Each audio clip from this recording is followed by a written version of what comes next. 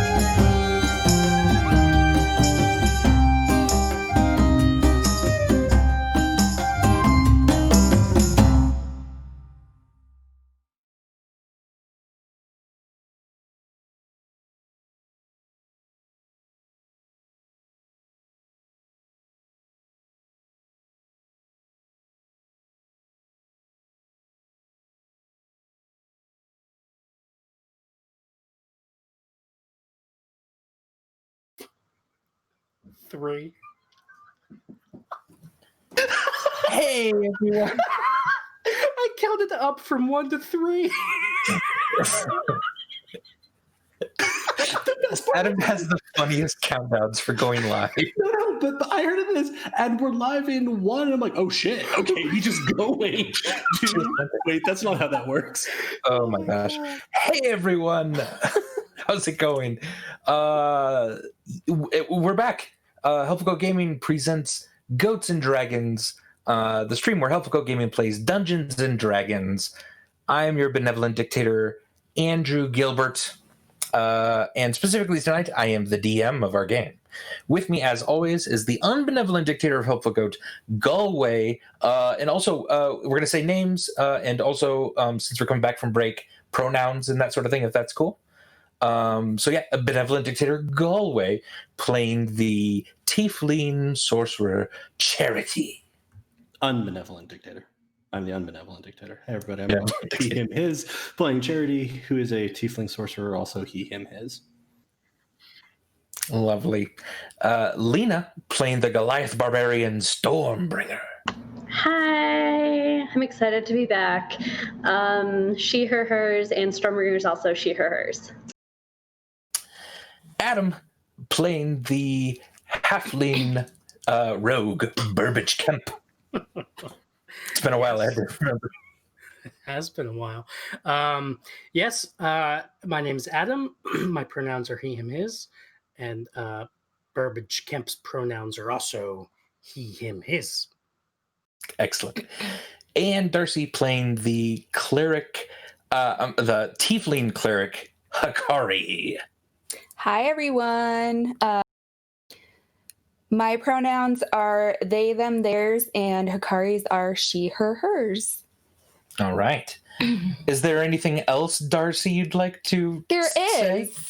There is something that Hakari would like to say. And this one's a little old, so we'll see if anyone knows the original at the end, and then you win my respect. Hakaralicious condition make them all go loco. They want my stolen treasure. I give pleasure on the low. You can tease me, you can't be me. I am easy, I am sleazy. There's reasons why I cheese it. My moods come and go like seasons. Hakaralicious. So pernicious. Yes, I am vicious. And if you are suspicious, all that gossip ain't fictitious. I blow up bitches. Ooh-wee. That puts them orcs on lock, and they be coming out their caves because they heard what I've got. Hakaralicious. Bring more shots. Hakaralicious. I put them dwarves on lock. Hakaralicious. They want a taste of the drink I got. I'm Hakaralicious. Hasty. Hakaralicious con. Hakaralicious con. Hakaralicious con. Hakaralicious condition make all elves go crazy. I always made my enemies. That's how I'm so amazing. I'm the H to the A, K-A, the R, the I. And can't no other tiefling punch you out like, bye, Hakaralicious. I keep my bod delicious. We be up all night just working on my fitness. Hamster lag my witness. Woo-wee. I got that boy on lock, and he be coming out his castle because he knows what I got. Thank you very much. That was fucking for amazing. that name introduction. Darcy? You're welcome. Awesome. Incredible. All right. Also, we have a new trailer, a new sort of opening for Fates of Rin, Goats and Dragons. And the music was done by our very own Sam Winnie, which is fantastic. There's a lot of fan art in there, a lot of it from Monty, at Miraculous Monty on Twitter. So thanks so much to them for getting involved in that and making the stream even cooler than it is, which is pretty hard. And thanks for everyone for playing tonight. I know Galway and Lena are in the midst of moving and just housing stuff, which is so stressful and not always fun. I really appreciate you guys taking the time out to play. Hopefully, killing some fools tonight will ease some stress. Or make more. I don't know. Who knows? Sorry if it does. But thanks for playing. All right. So coming back from break, the world is still on fire. The trash fire. The trash fire world. It's no longer a world. It's a flaming trash can. And we know this is incredibly hard times for basically everyone involved. Certainly, obviously, COVID issues are still really, really important. Please wear a mask. Please make sure that you're taking this seriously. Obviously, stuff is not over. If you can still play games, playing online is a really great way to still get in touch with your friends, do some of this, and still socially distance and be safe out there. Also, if you type !BLM Black Lives Matter in the chat, you're able to get a few resources. that can give you some more information about that movement. It's ridiculous that we have to say this, but it definitely has to be said. Black lives definitely matter, and yeah, there's just so many issues going on.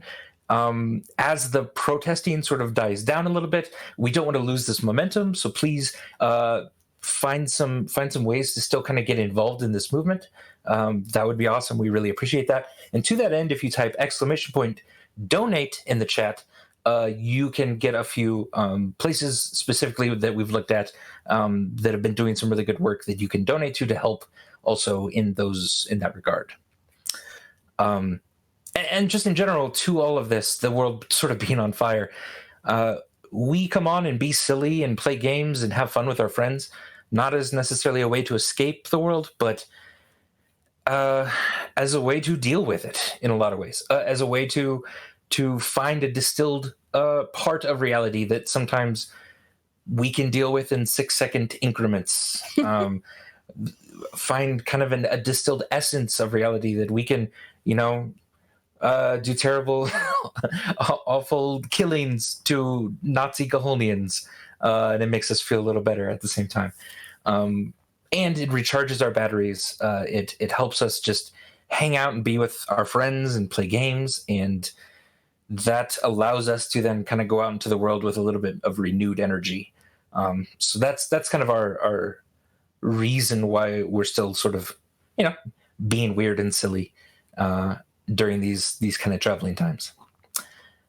Trying to think of other announcements. We have right now we're playtesting our own tabletop role-playing game. That's on Wednesdays.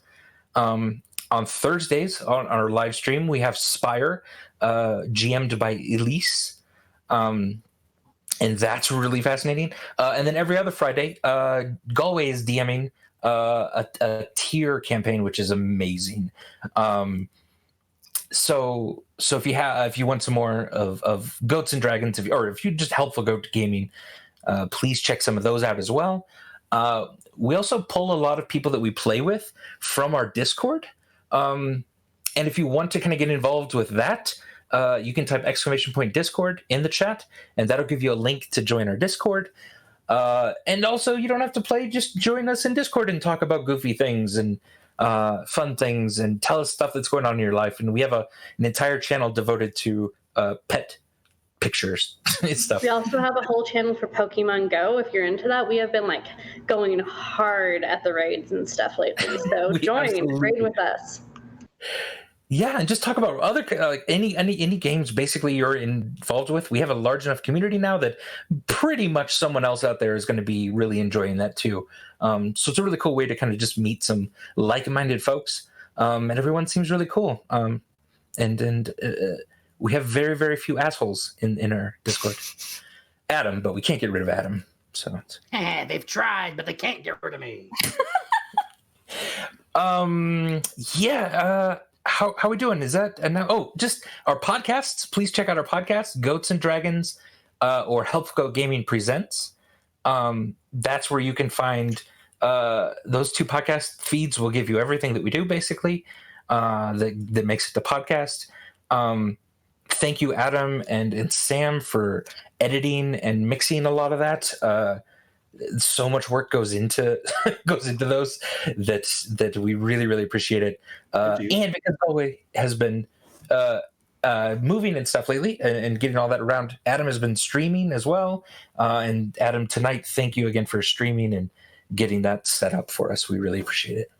Thank you. Also, Andy, and you, because you do the sound engineering for. I also do. Yeah, I also edit the tier episodes and then send that over to Sam. So, as me as well, I'll take some credit. It's a good time. So you can check those out wherever you get your podcasts. And I think that's announcements. I think we're good. We've been away for a little bit, so...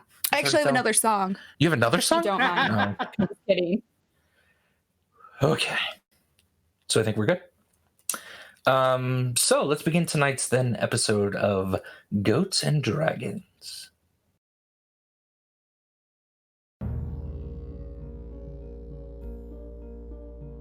All right. Previously on Goats and Dragons, the group met a young boy named Chip, who was part of an organization called the Bovalian Ravagers, which, under further investigation, you realize they're just a bunch of kids in a house in the middle of a field. You were taken to this house by this young boy who kind of needed some help because one of their own, it seems, was kidnapped by a group of soldiers who were trying to force the kids to steal things for them. And besides meeting the children and kind of getting to know them a little bit, the group then decided to help and are currently awaiting behind the house as torches are coming down the road toward the place. Also, are you eating a mango? Yeah. Is that loud in the microphone? Is that really Apologize loud? if I didn't even notice. How is eating a mango loud? Oh, I don't know. There's a microphone right there. It's delicious. So I didn't even notice. Okay, that's creepy. Anyway, and Galway, or specifically Charity, got a little bit more information too, as it was revealed to Charity that he immediately felt like there was another one of him out there somewhere, that this other him must have been created. And as we begin tonight, the group just hears Charity say, "Oh, fuck." So I think that's where we're going to begin.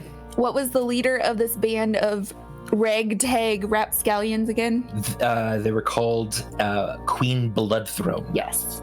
I would just like him to say that name again. It's a good name. Because it's the best name.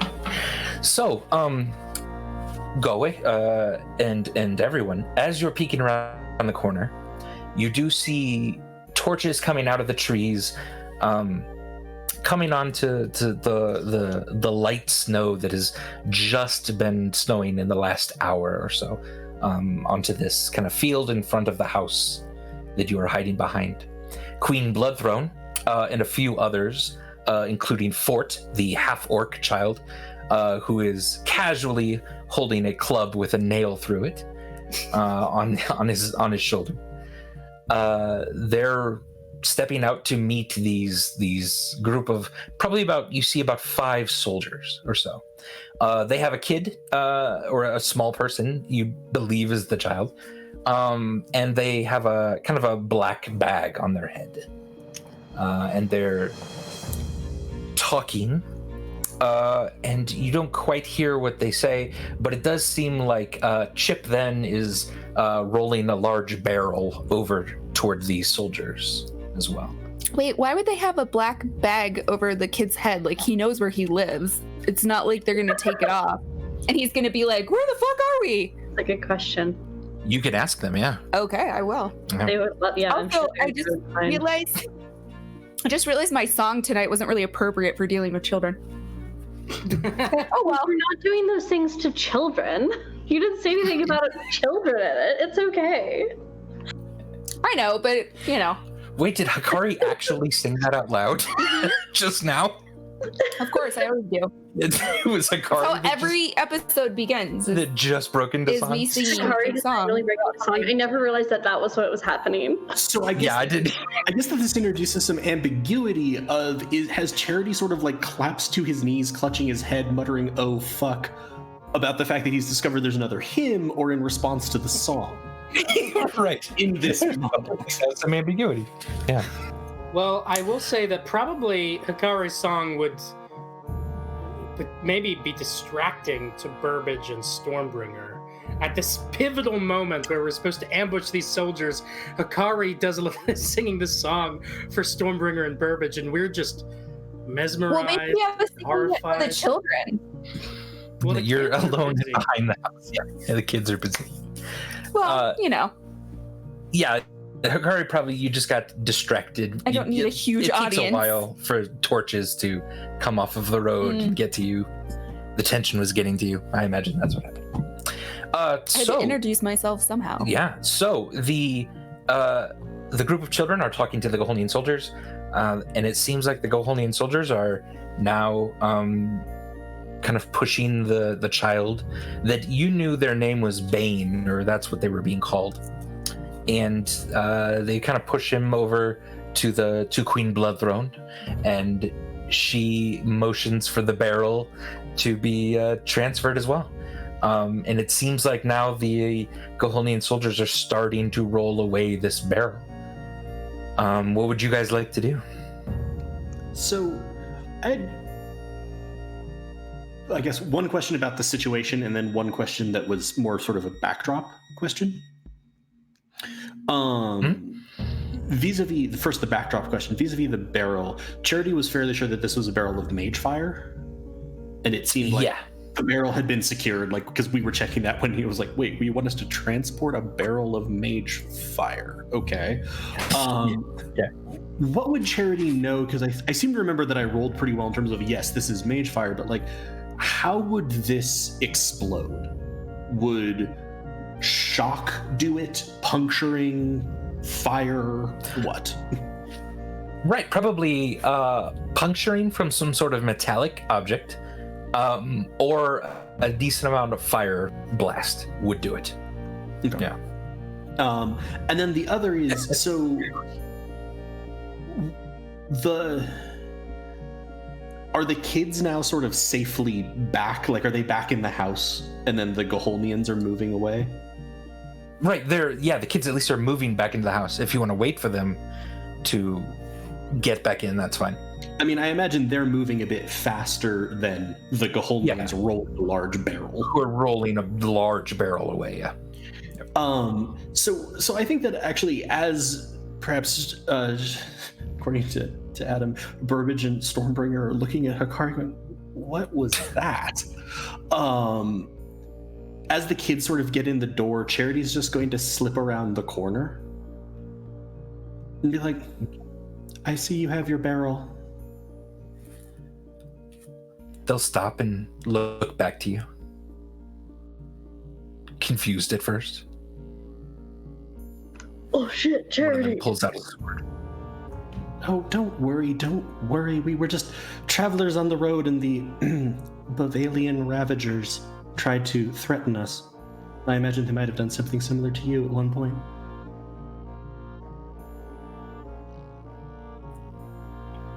Yes, the Ravagers, they are terrible folk. Do you need something, stranger? Oh, no. I was just, passers-by seeing these kids playing their games, and they were describing to us what was going on, and I just figured that you must find it quite funny, these kids thinking they're in charge. Yes, it was a little funny, sure. we had a good laugh here and there. Children playing at being soldiers in the face of people with actual power. It's true. What about you? Do you have any coin on you? It's even funnier when adults make that mistake. I'm going to animate objects. The barrel of mage fire. Okay.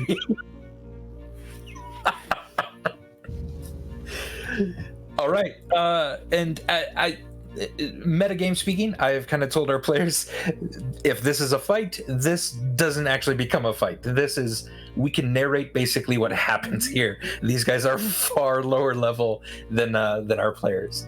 So the mage fire barrel comes alive, starts kind of morphing just a little bit to kind of get small little appendages, and then it starts moving, and it's making kind of a boom, boom, boom, boom sound, almost trying to communicate. What the fuck is that noise?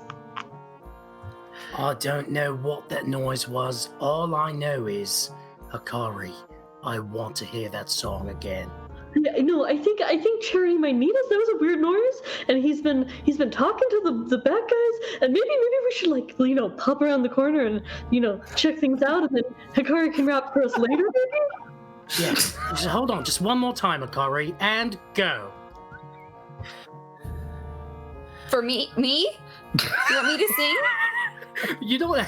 You Is can that what you just sing the first 10 words, and then we'll imagine that Okay. it happens the whole song. Sorry, I heard it was my name when you were asking me went out, so I just heard go. Okay. Could be my sorry. Stormbringer, I think that this might You want be me a to- good idea to get you and Hikari back on good terms. If she thinks that we like her music, maybe she'll open herself up to us again. What do you think? I think that's a really smart plan.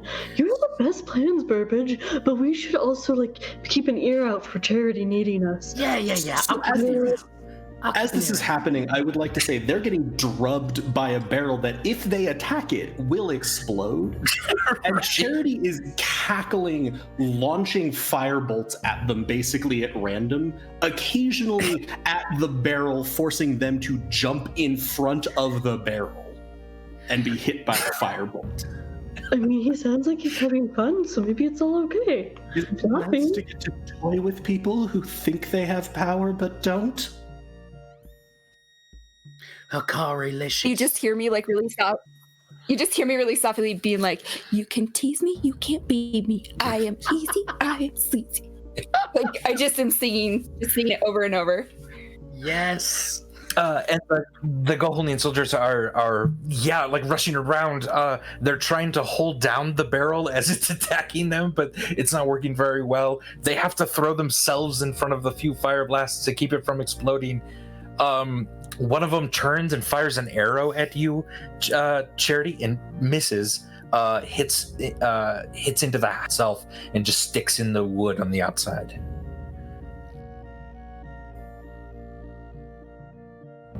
You see, you all thought you were dealing with children, but you're dealing with a weapon. And at this, Charity is going to sort of draw his dagger, hold out the emblem, and is just slowly, menacingly walking forward. All right. One of them starts to freak out about this, drops their sword, and just starts to bolt in a direction. First, coward.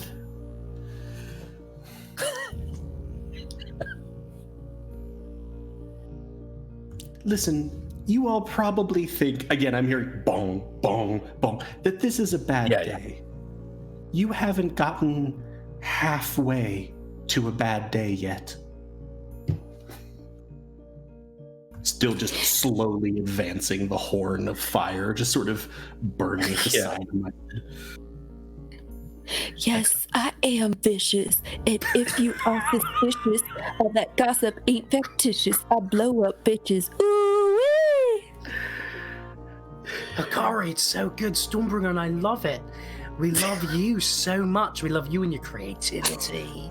And our connections with you. We value it so much, interpersonal and love-wise. Because your music is so good. I start interpretive dancing to it. Oh gosh. Yeah, get it, Hikari, get it. Yeah. And it's about this point when being pinned down by this barrel itself that has come alive, one of the Goholian soldiers starts freaking out, pulls out his dagger, and just starts slamming it into the side of this thing. And it takes a second to realize what happened, because you, Charity, just hear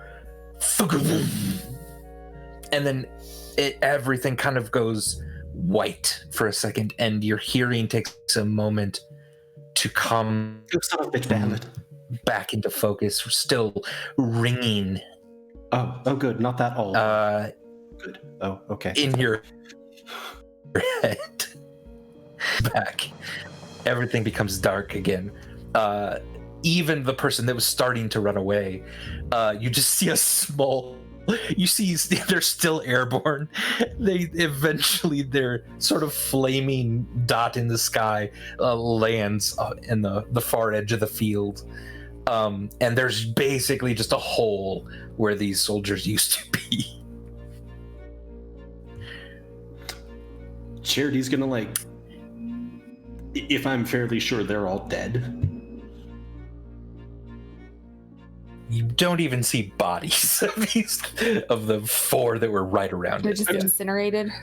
I'm just gonna sort of walk back around the corner, discover, like, Hikari interpretive dance, whisper singing, and, like, Burbage and Stormberry is like, I could have made their day so much worse if I just told them what everyone else was up to. Hey, I don't know what that means. This is awesome. And that was a really loud explosion. Is everything okay? That sort of depends on who you ask. But anyone who you can ask, yes, it's fine. Okay, good. At this, the children have run out and are just screaming and yelling about how awesome that was. Oh, that was fucking awesome. Did you see that? Did you see that? Ah! Wait, Like they all had like fight? Kool-Aid or something. So I missed the fight against the Gahonian troops. I mean, I told you there was a noise, and you said that we should stay here with the singing, because it's very good singing. Right, yeah. I mean, that you, Charity, you dispatched with them very quickly. That's very impressive. It's what weapons do. But I don't think you used a weapon. I just heard an explosion. It's not really a weapon. It's just a, like, fire, right? It's a boom. It's different from a weapon, I think. Did you use a weapon? No, Stormberry here. I am the weapon. No, you're a person. No, see, that's been the problem all along. I've thought I was a person. I've tried to be a person. I've even tried to be a good person. But as Burbage pointed out, I'm a weapon. That's it.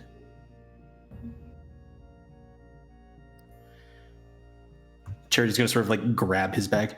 Also, seriously, kids, you really need to go somewhere else where Gaholians will not take advantage of you. Recruit you into some sort of Gaholian youth. God. That's scary.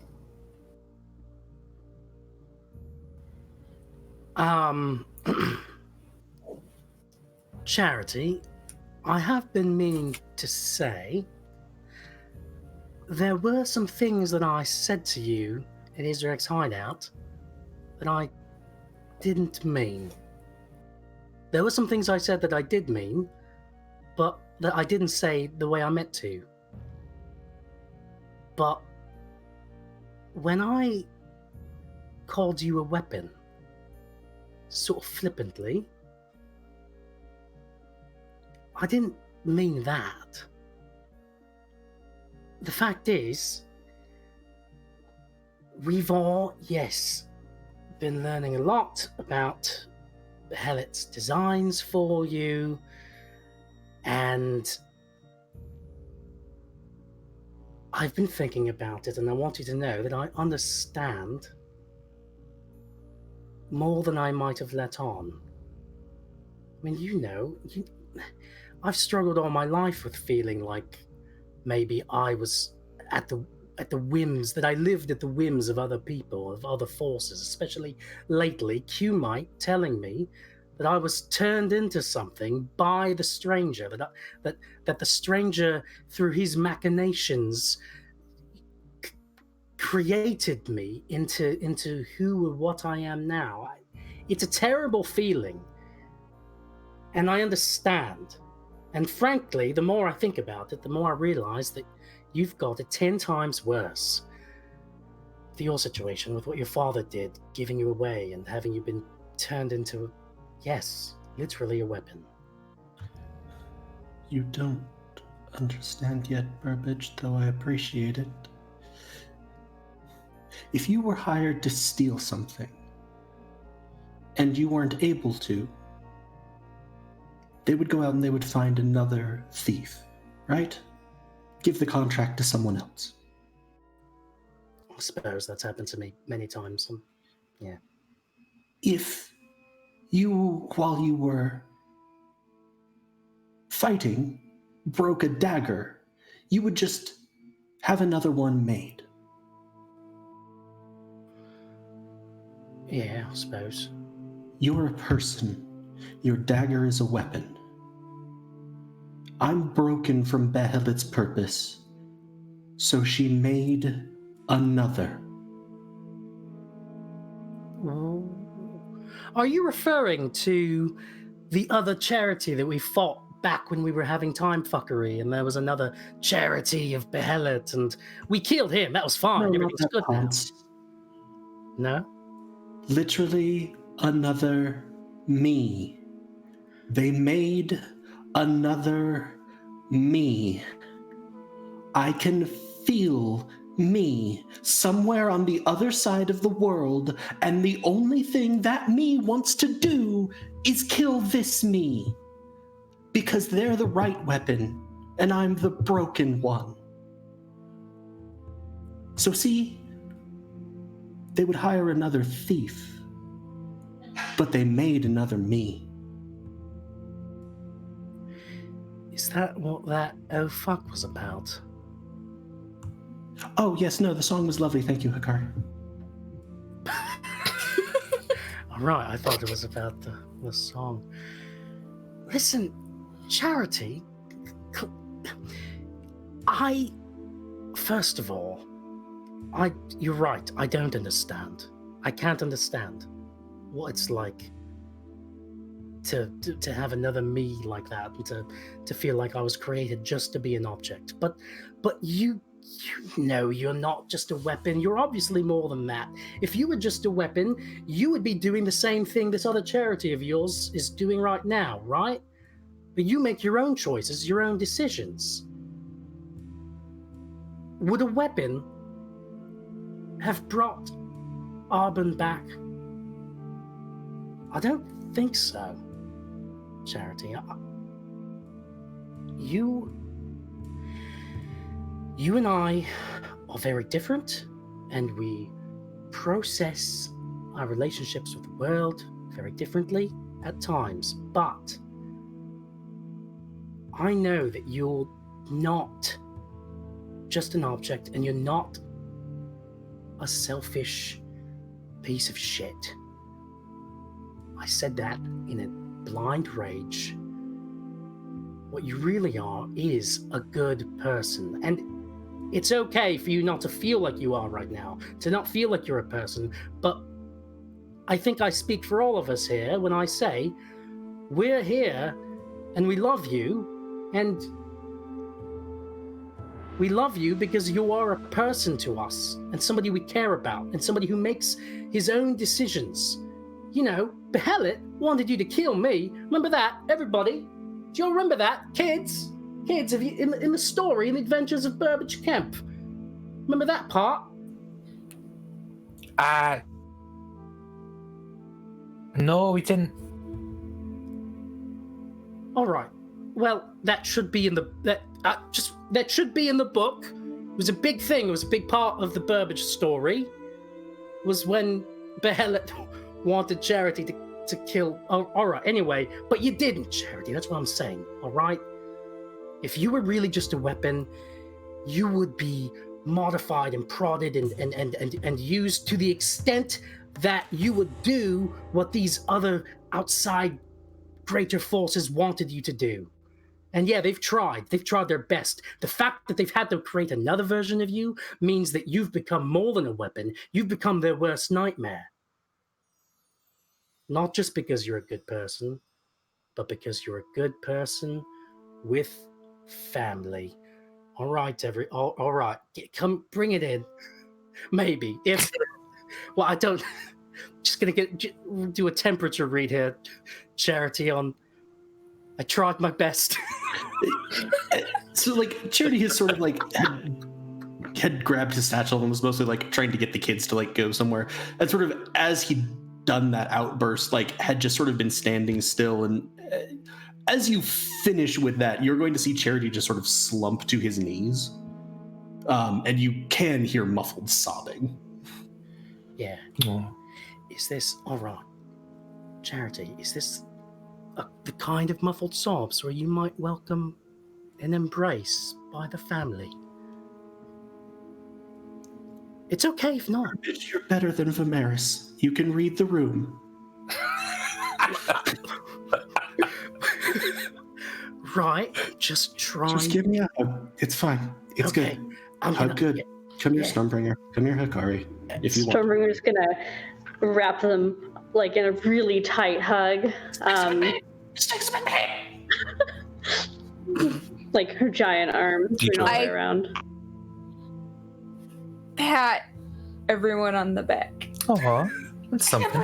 Like physical contact, at least. Yeah.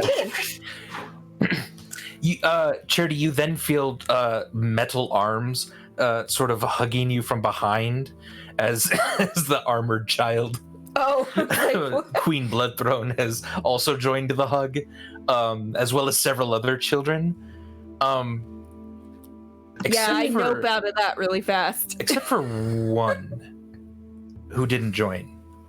The child who's taken the bag off of his head and is holding a book that says The Tales of Burbage Kemp. And you just hear a little voice.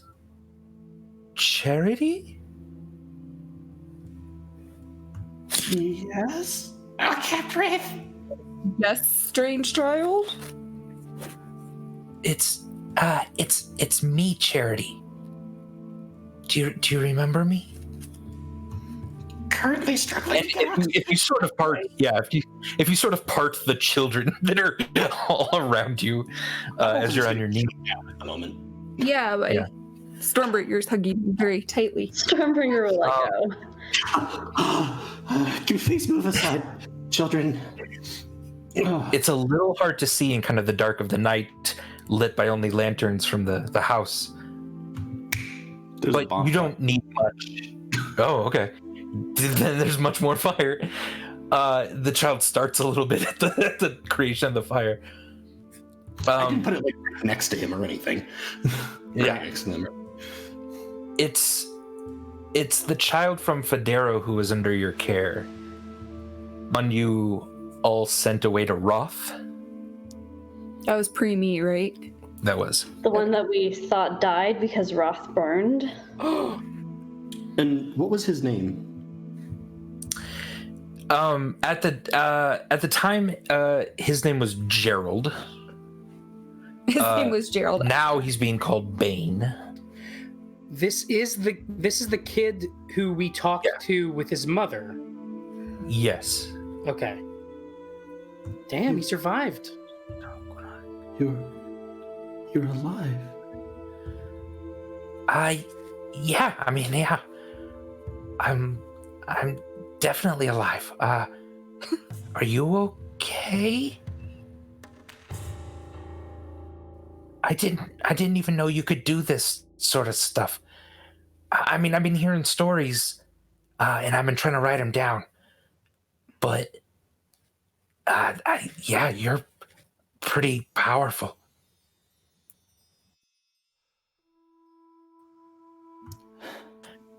And Charity looks like he's just thinking, he's like, I am glad you're alive. Do you still look after like cuts and stuff? Oh, yes. I have a little one, if you don't mind. And he starts talking to the other children then. This is my friend Charity. He's really good at healing things. I had a fever for a while, and that went away. Does he smoke a lot? This Not child? a lot, no. Okay. I mean, normal child It smoking. just sounds like a smoker. So. Yeah. I mean, Normal he 10-year-old smoking. probably inhaled a lot of smoke when Roth burned down. True. There you go. And he'll kind of show you, and he's got like a little bit of a cut on his arm.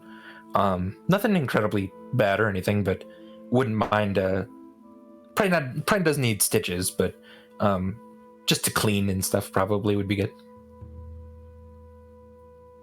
Yeah, I'll med check it. I'm going to cast guidance first. Oh, hey, it's been for a long time since we did this. Guidance. Hey, We generally assume that Charity is going to have up unless circumstances call otherwise. Guidance is a cantrip that makes you or your friends better at something that you're trying to do. Use it. Seriously, it's one of the best cantrips in the game. It's really good. Did it roll? Yes. Yep. It did. A 22 plus On my screen. something. Oh, that's not mine. Weird. Yeah, I'm just not getting dice. It's fine. 26. 26.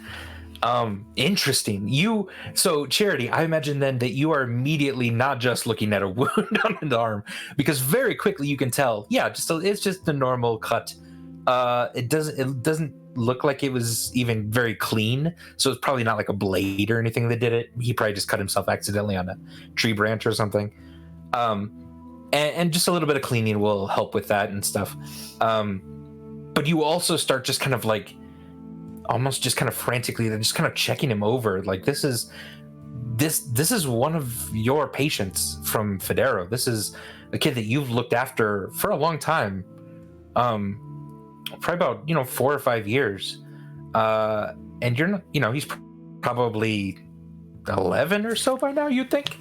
Though he still looks really young. And you're kind of just checking him over, and he doesn't have a fever anymore.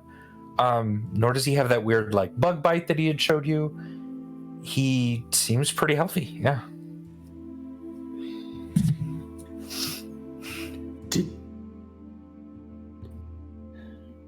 Because he had a very high fever. Yeah. And then we had sent him to Roth, and then shortly after that, Roth had burned. Yes. And then based on what we'd subsequently learned about people with high fevers having elementals pop out of them, I'm going to jump in here and just say that Burbage, since I've had Burbage express several times over the campaign a like sense of affection and sadness for this child and his mother, he has run over and joined you, Charity, and is like just aghast that like, oh my god, you're alive. Sorry to cut you off, Galway. I just no. made sure that beat was hit. No, that's really important.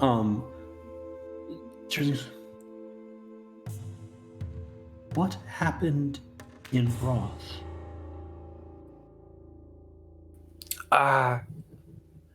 Well, I mean, do you want to go inside? I could tell you. I don't mind. It's a story that I haven't told my friends either yet. And at this, then all the children are kind of wide-eyed and looking at each other. Yeah, that would probably be for the best then. Also, I am assuming in that 22 medicine, I sort of cleaned the cut, put a poultice on it, etc. Yeah, absolutely. Yep. Yeah, we'll come in, we'll listen to your story. You all can listen to Akari's new song, and you can tell me a bit more about that book you're holding. How's that sound? Yeah, that's fine. Totally fine. What would you rather do first? The revelation of trauma and loss, and then follow that up with like a song and something to feed my ego? Or do you want to do ego, trauma, and then song? Or song, trauma, ego? It's really, we could do it however you want. Yeah. You know what? Song, ego, trauma sounds good. Song, ego, trauma. All right. So, yeah. Well, and then we'll come up with a palate cleanser for after the trauma then.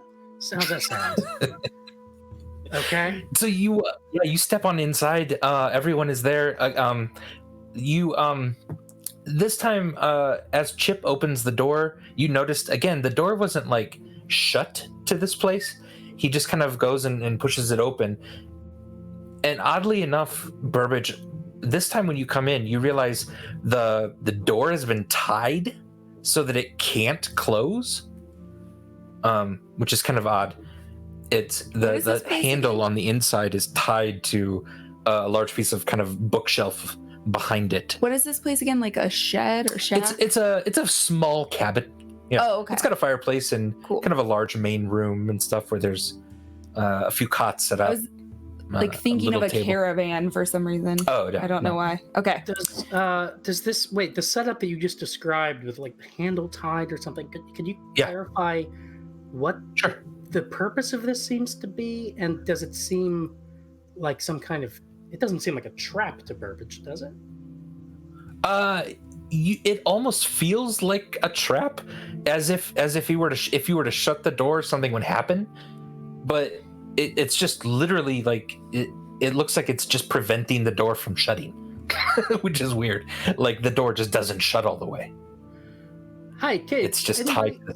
Everybody know what's going on here? Is this one of your doing? I'm going to be super careful going forward because my family and I. Queen Bloodthrone takes off her black helmet, sets it on the table. We're not supposed to shut the door. Why? I don't think that's for me to say. Actually. Do you mean it can't shut? I can shut it. Do you want me to shut it for you? Oh no! I'm really strong. It's not a challenge. Not a challenge, Stormbringer. Do you shut the door, Stormbringer? No, not if everybody was trying to stop her. Does this have to do with the Gahonians that my friend Charity just destroyed? Oh no! It's something. It's something that Ferris told us. Who's, All right. who's Ferris? No. How about this? Ferris can be our palate cleanser for after the trauma. Oh, okay. We're gonna lick somebody named Ferris.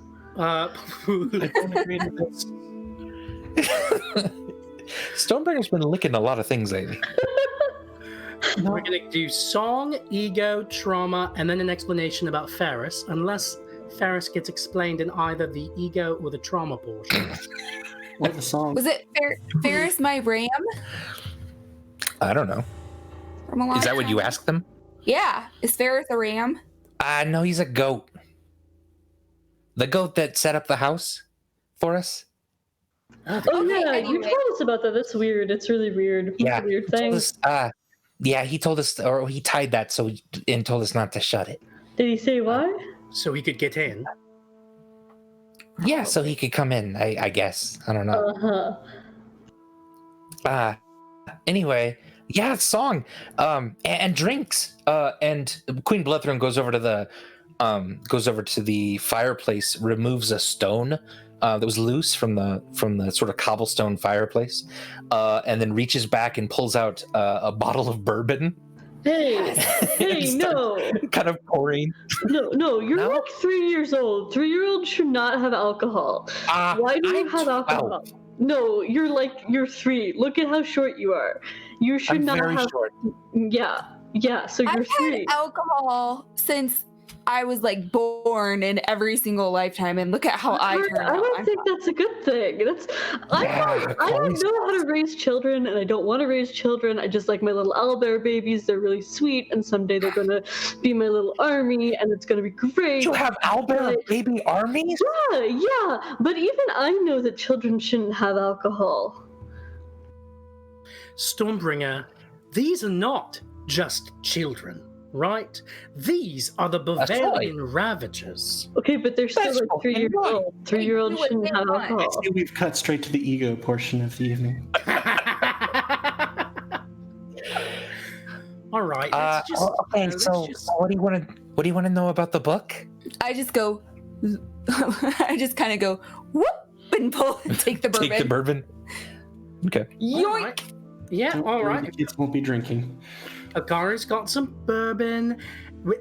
Just for tonight, everybody can just kind of drink whatever they want. We'll keep an eye on the kids to make sure that they don't drink too much. It's basically just a little party. They can have a little champagne or a little wine. No, it's hard alcohol. Bourbon.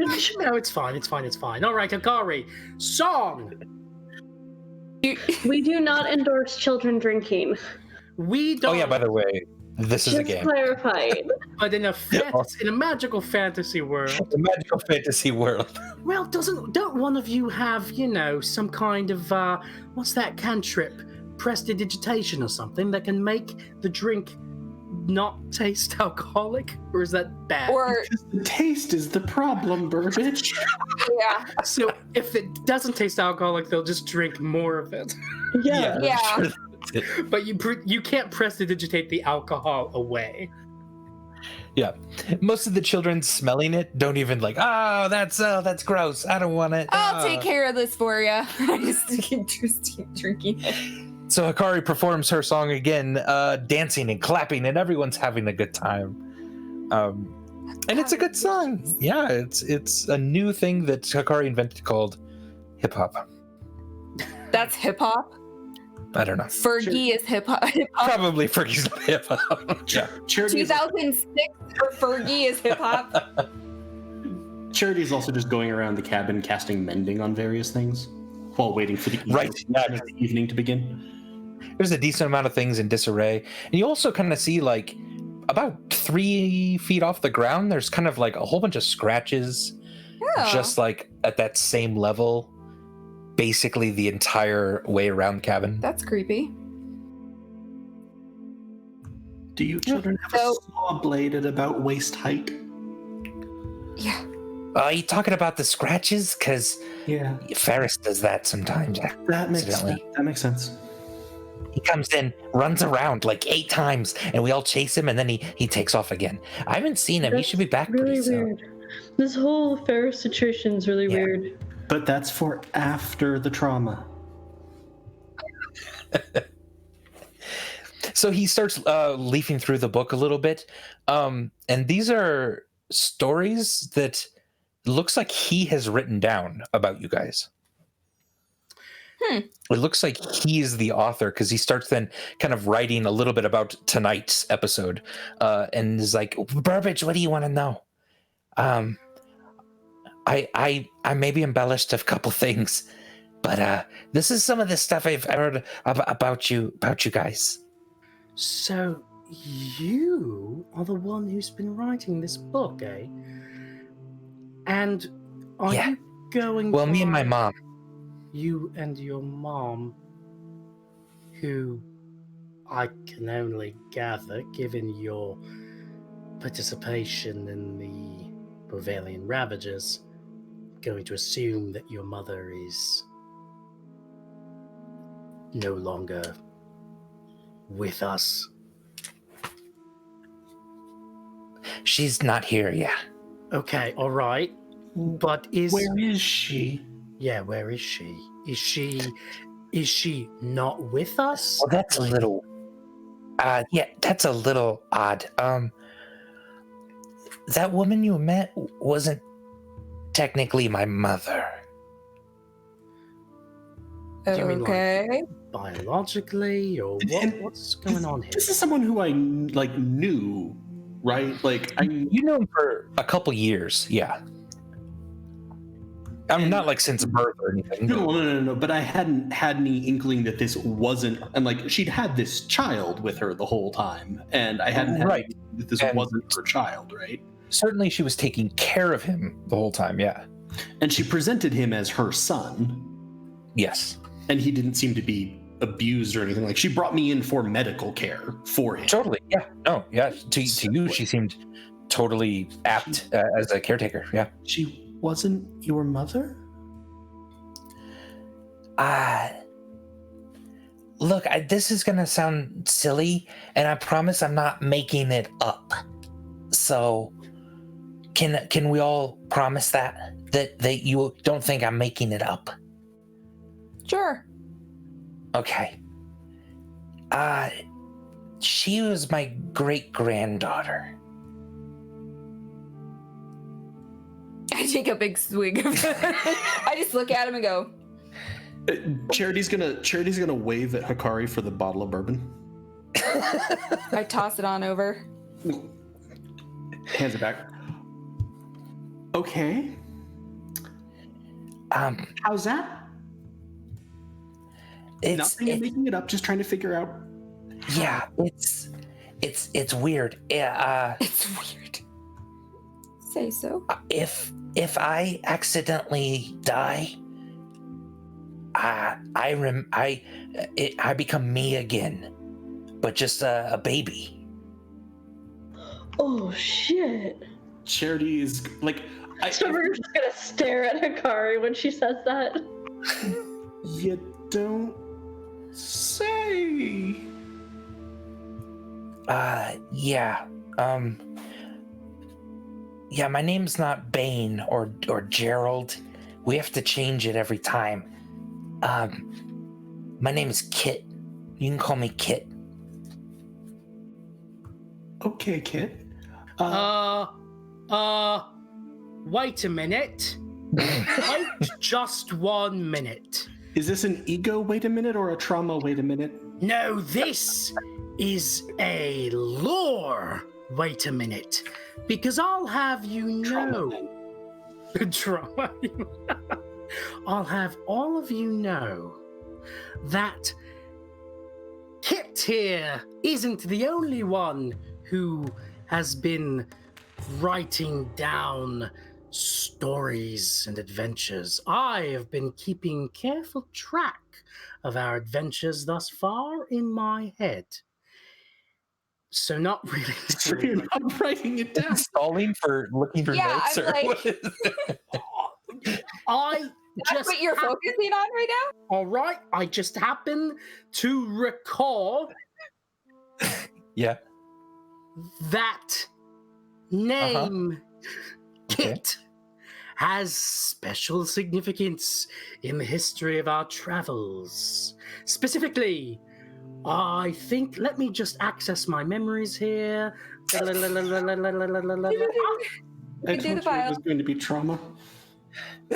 Oh, it might have a bit to do with trauma for you, Charity, because it involves our dear friend. What doesn't? Good one, Charity. You said That is what true. doesn't? What doesn't? It involves our dear friend, Poneway. If you recall, Oh. the painting, the strange painting of Poneway that exists in the Temple of Rin, was illustrated by none other than a smart child named Kit Trottenrow. Is that right? Did I? Tottenrow, yes. Tottenrow. Is that you, Kit? Are you Kit Tottenrow? Yeah, that was my original name. Yeah. Oh, okay. Do Well, you mean a picture like this? And he flips toward the back of the book, and he has seemingly recreated in like crayon and sort of some charcoal, basically the painting that is up of Poneway. Yeah, that's the one, and the painting has like a tower and a pale spider. it does. A big white boulder. It looks like. Yeah. Does it look like the Ice Spire? Or is this something kind of else? Or it's like based on a prophecy that was kind of not quite what the Ice Spire ended up being. Give me a history check. As I pull up my character sheet.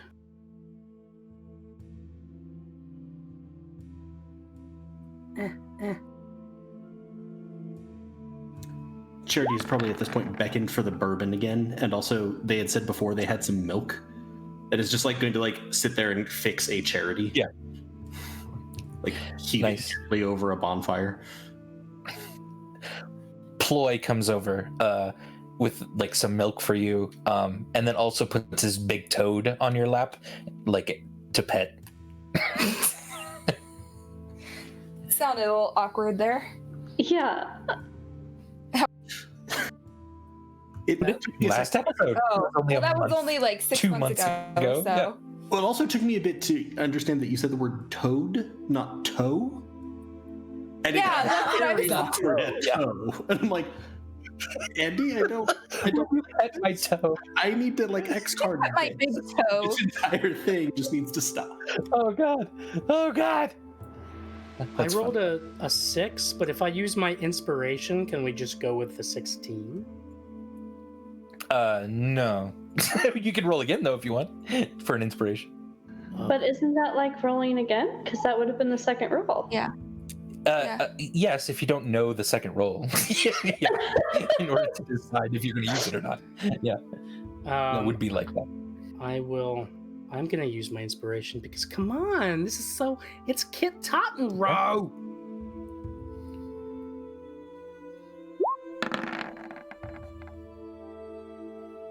Oh, that's A 5 and a 6. Okay. bad. With a 6, it looks like a child's drawing. It might be the ice spire. It just kind of it's just sort of crudely drawn.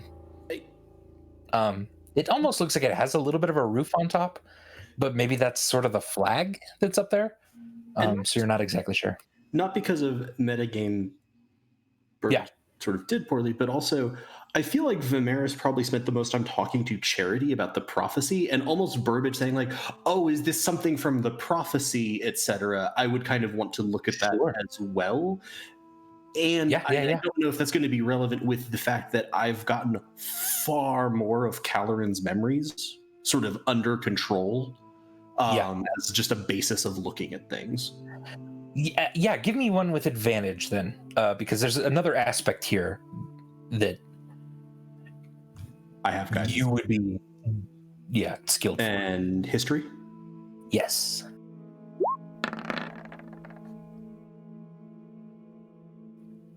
A 10, and you said I had advantage. Or I'm sorry, a 13 and a 14. 1. Yeah, sorry, 13 and a 1, so 14. With a 14, it's like it doesn't exactly look like the ice spire. It does. His drawing kind of looks like a tower, which feels a little weird and doesn't seem to match up exactly with the way the prophecy sort of came to fruition for Vimeris. So that's weird. And from what we remember of the painting, was the painting in Federo less ambiguously one or the other?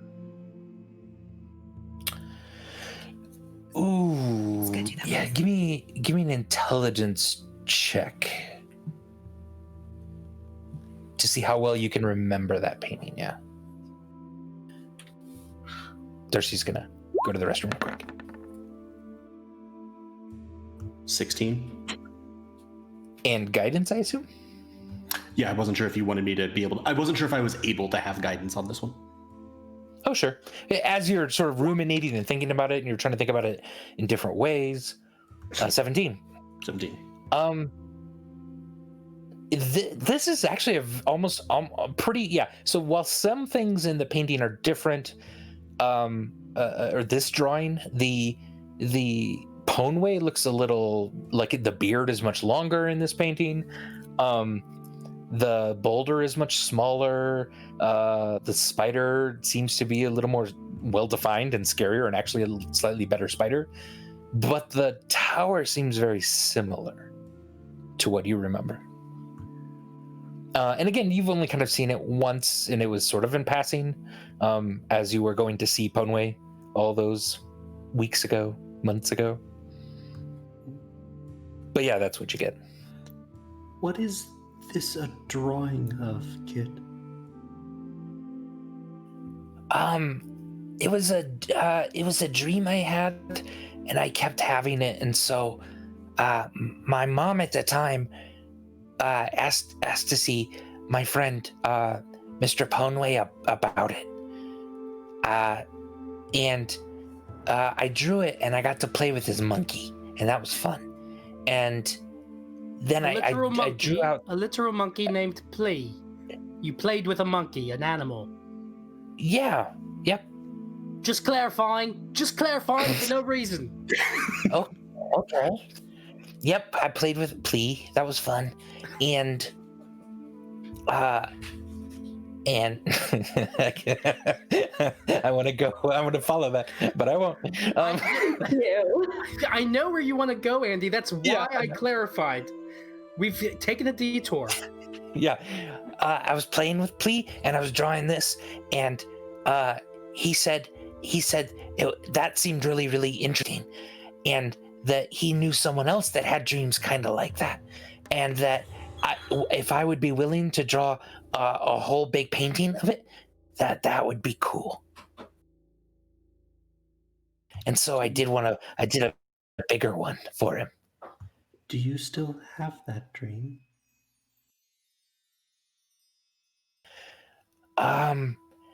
I not since I was born. Once again this time. I used to in the other older ones, but not this one.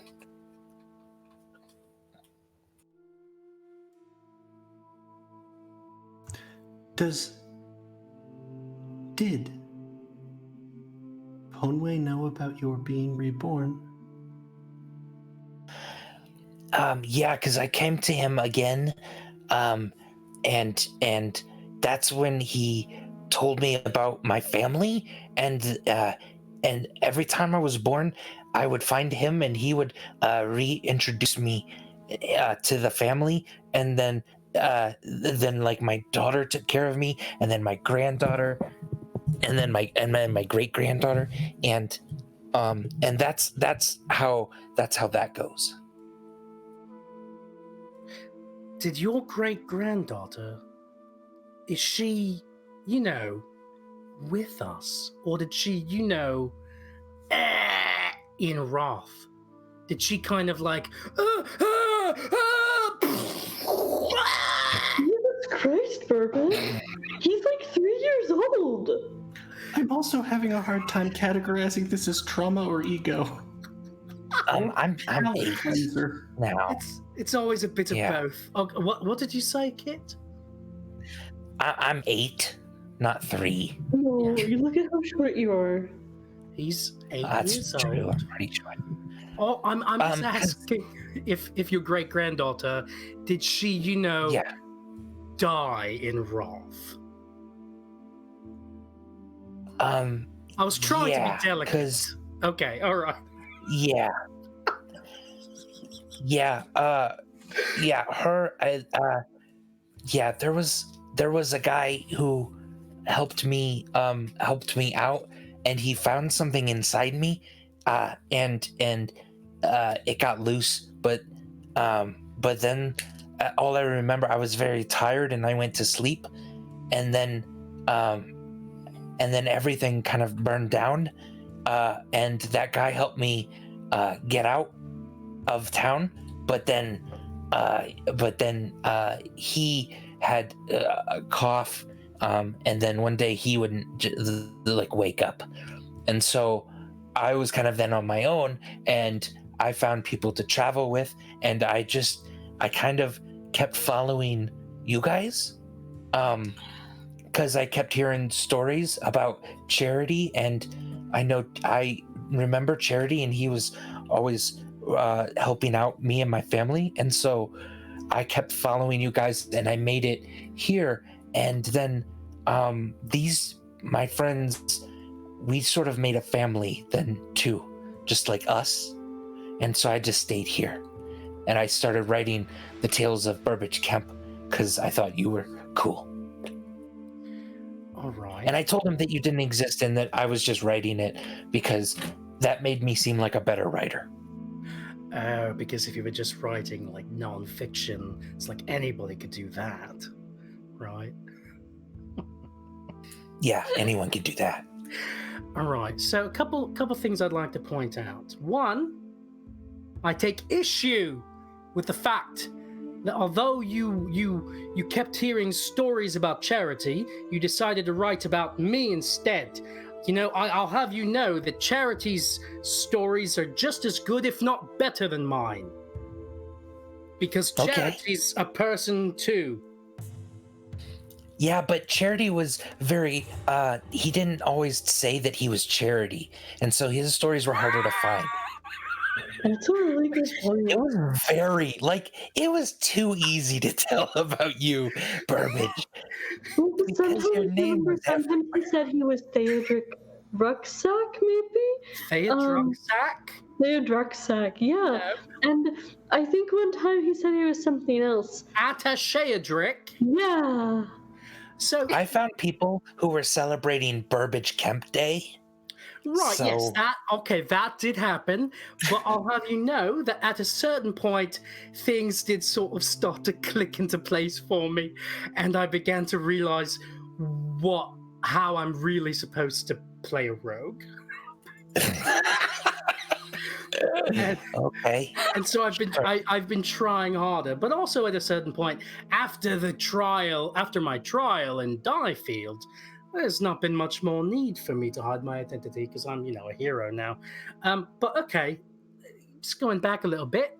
When you say that somebody found something inside you, an object or something, do you mean that they found perhaps a magical artifact of some kind that was inside you, or something that could be described as such? No, it was scary. It looked like kind of a red, like worm thing. Oh, okay. Now, all right. Yep, I was going that direction, but really it's over here. It's this direction in the lore, which is about fire elementals. Fire elementals. Was that in the book? Did you put that in the book? What's a fire elemental? Oh, come on. Burbage Kemp Day happened as a direct result of us defeating a bunch of fire elementals. So that's got to be in your book. Well, yeah, the fire people, yeah. That was what was in me as a fire person. You call them fire people? Oh my god. Look at this guy. He thinks they're called fire people, Charity. He doesn't know shit. What a dumb little kid. That's because he's 3. Be nice. All right, so you... Oh, holy shit. Oh my god. Oh, Hikari and Charity, you're looking up in the window and you see an old man's face just staring in the window. I just go, He sort of like winks So creepy. This is all so creepy. and he's like just like wide-eyed looking around like the cabin through the window. okay. Does anyone know him? I think God. should I kill him? I'm supposed to ask before I kill people? He seems threatening. Ferris is always really creepy when he's a person. I thought Ferris was a goat. He is sometimes. Should I kill him? And then the door swings open and this old man starts running around the whole room. Just running around and around, and the children are now chasing him around and around and around. Here. What is happening right now? Am I just drunk? And hey, why don't we stop here for a moment to take a break and go to the bathroom as this old man is running around. Get something to drink, take care of your fluids, manage your fluids, everyone, and we're going to be coming back in just a moment. I honestly But yeah, I think it's a good place for a break. I had more control of my life an hour ago when I thought I was. You never think things can get worse, and then they do. All right, cool. Well, right. we will be right back, everybody. Stay tuned. We'll be back in BRB. like 5-10 minutes, 10, 15. We'll see. Cool. BRB. Bye. We're going off video, maybe.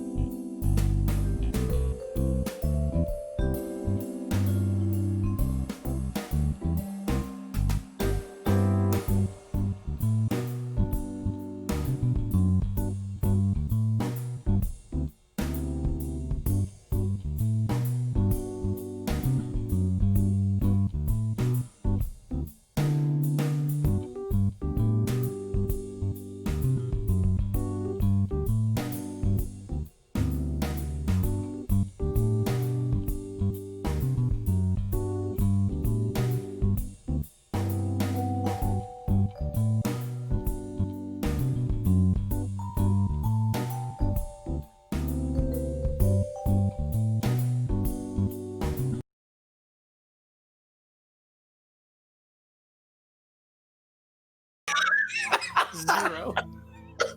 Well, because on the Adam, your countdowns are wild. when I clicked on slobs, I also don't know if we're back yet. we're back. no. We're on. Okay, we're back. Yeah. And Hey, everyone. it added a whole bunch of like icons that weren't there before, so I had to scroll down to the. That's awesome.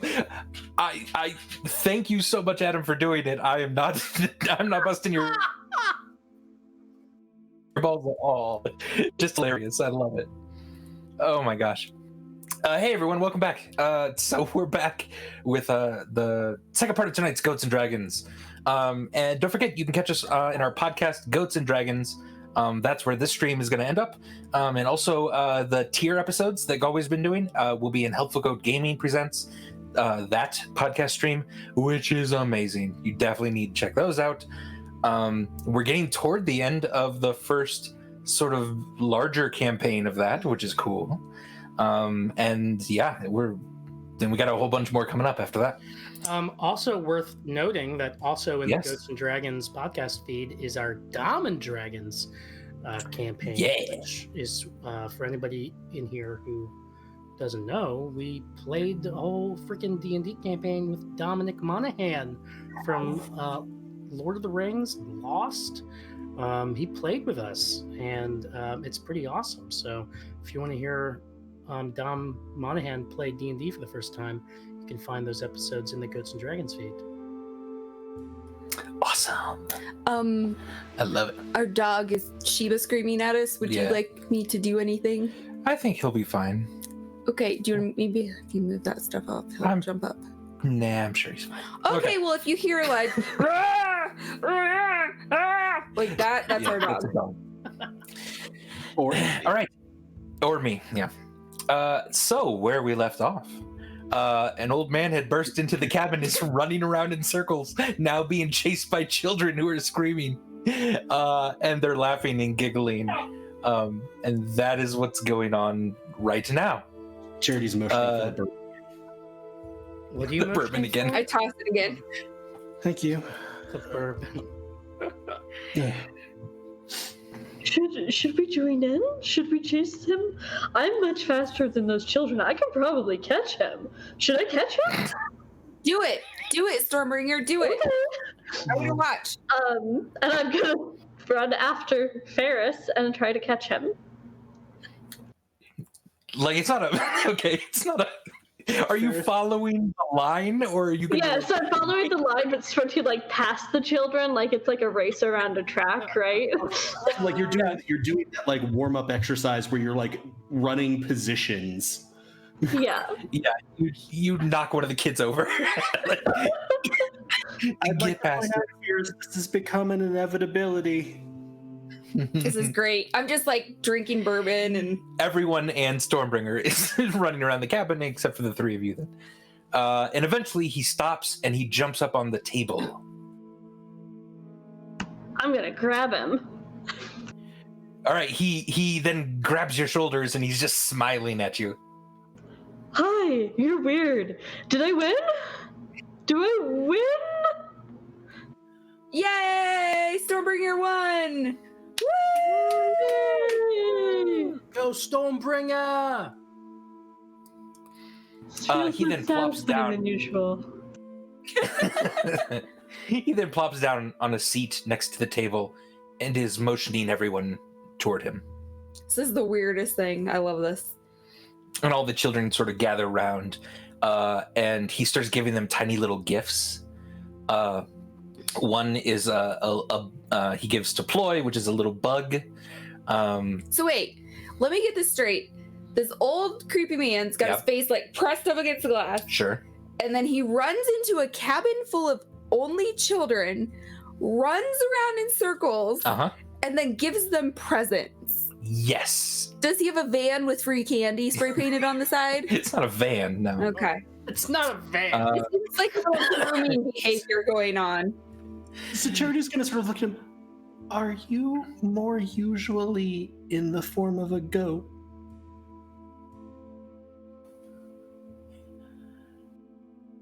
He just kinda really points. weird. Can you talk? in common. Oh, that's creepy. And your facial expressions are really freaking me out. And Yeah. effective for the podcast, I will say that. True.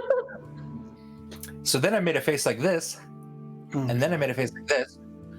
Yeah. There we go. Is that better for the podcast? Yes. Yeah, Okay. it's a bit better, I guess. Yeah, he just keeps like looking at you and making faces. He obviously doesn't seem to be talking at all. Does he seem to understand though? He does seem to understand. Yeah. So I'm like, hey, are you like the devil or something? Because you're sometimes a goat, and now you're like a dude that comes in and chases children and gives them presents. I don't know. That just seems like kind of a devilly thing to do. He starts to giggle and then points at your horns. Yep, he's the devil. Right. Points at Cherry's horn. Ferris, is your real name Black Phillip, by any chance? He scrunches his face up. Is that a yes or a no? You can't tell. Black Even- Phillip, can you knock once on some wood for yes and twice for no? He then grabs your hands, Charity, and kind of pulls you to the table. Places your hands on the table, rummages around in his satchel, pulls out an egg, and sets it right in front of your hands, and then is looking around and grabs a bit of dirt from the ground and sprinkles it on your hands, and then kind of nods like, are you getting this? Egg dirt. Are you? Are you getting it? Am I getting it? I don't know. What do you think? What do you think's going on? Well, clearly, Charity, this gentleman Ferris, who occasionally is actually in the form of a goat, is giving you an egg for this trying time. And that's not a reference to anything. All right, I'll let the scene continue now. It's always sunny here, though. Have you ever noticed? It's always sunny in Bavaria. Anyway, all right, I'll let the scene continue. At nighttime? It is nighttime, definitely. Yeah. Okay, I know what you're saying. I just was like, wait, it is nighttime. So he sprinkled the dirt kind of on your hands that are on the tops of your hands, and because your palms are face down on the wood, and he then starts motioning to the ground, and then kind of wider to the area around. My hands represent the mountains or the earth? He nods and he points at you, and then he takes the egg and he sort of glides it across your hands, and then he smacks it and cracks the egg on your hands. Never mind, I don't think I was right. Did any of the kids, like, I'm just gonna be like, kids, do you understand what this goat man is saying? They're like, we don't really, pay attention to what he says. We just kind of do our thing, and he gives us stuff sometimes. And what? Okay. I take another swig of bourbon. There's like this much left. I'm drinking all their bourbon. So they can't drink it anymore. He then starts taking the cracked pieces of the egg, the shell, and is like kind of just gently placing them on your hands. And then he's running his finger along like the spaces between the cracked eggs. And then he's motioning again to everything around him. Is he an egg that had a great fall off a wall? Maybe. Something is breaking? Hatching? Something is hatching? He takes out another egg and sort of makes a motion of like exploding outward, and then he goes, and then he takes that egg and kind of tries to balance it a little bit on the table, and then slams it down again, and then points at all the cracked gooiness of the egg itself. Why does he have so I don't know. many This raw guy eggs, likes you guys? eggs. Yeah, why does he have so many raw eggs? He takes another one out, Burbage, and gives it to you. Oh, thank you. Should I break it. And hurls it at the ground. Does he want to have an egg fight? Is that what he wants? Oh God. He looks just shocked and dismayed that you did that. Wait, dismayed that I broke the egg? Yes. You broke his gift. I asked him if I was supposed to break it, and I think he nodded to me, didn't he? He did not, no. Oh, sorry. Burbage scoops down and nodded on starts... So the first one was like entirely on my hand, right? Yes. Is this... My hands are depicting the world, the earth. And he nods, yes. Is the egg also depicting that? And he nods, yes.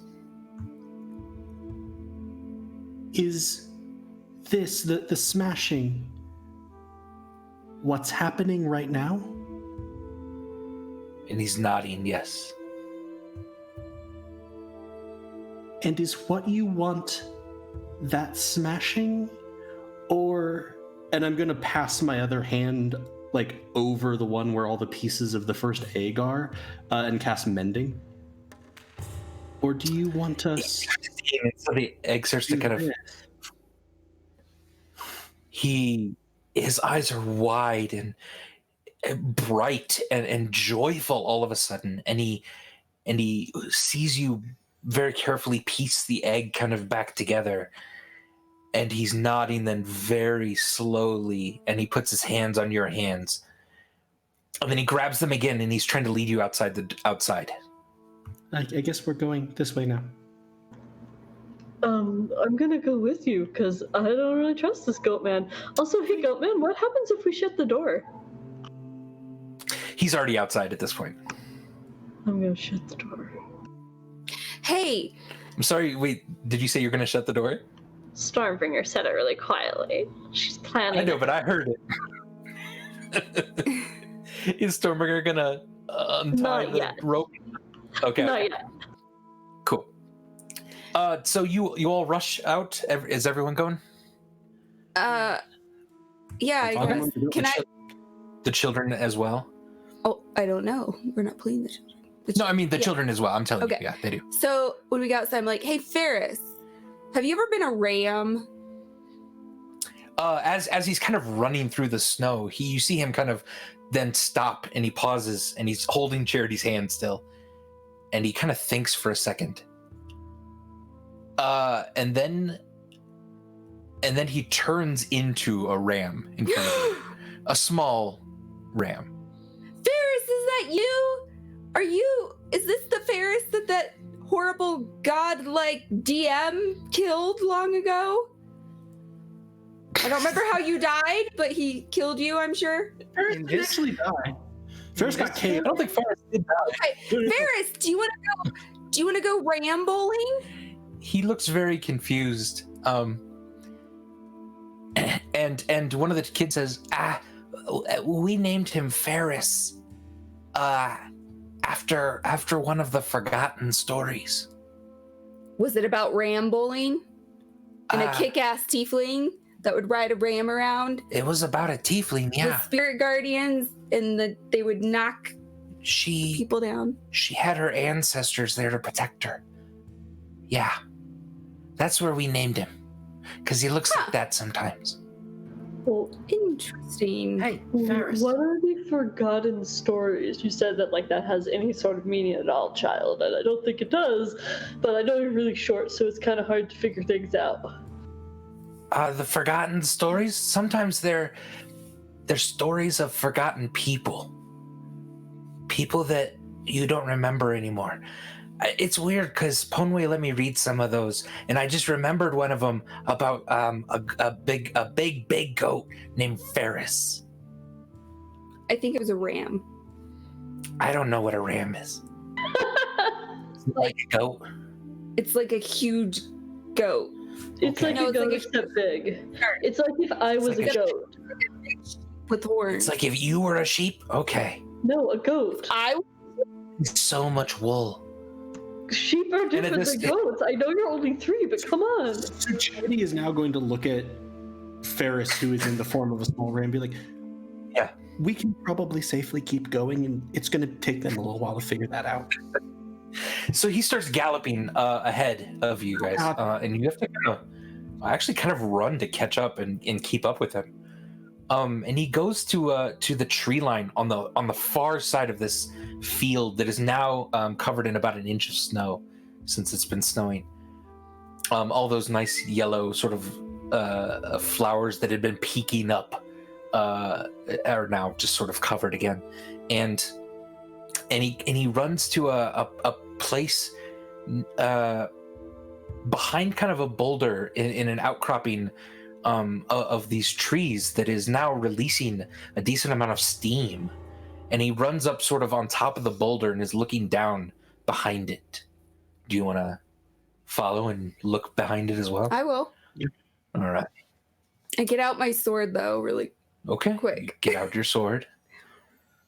You look behind it, and there's maybe a 3 or 4 foot sort of wide crack, it looks like, in kind of the stone that was just beneath the surface of this kind of like little layer of growth. There was about an inch of dirt, but now you can see that a lot of it is just cracked stone, and you can see kind of far down into it, and it almost looks like something is glowing a ways down into this crack. What color? It's like it's like a reddish orange glow. This is totally dead level. I say it aside, and then I drop and I put my ear down to the crack to see if I can hear anything. Okay. Give me a perception check.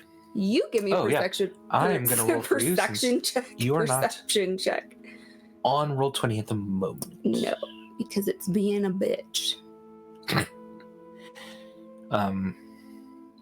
Yeah, let's do that. And does anyone else do anything as well? I'm probably going to look at him. This isn't good, right? He kind of shakes his head.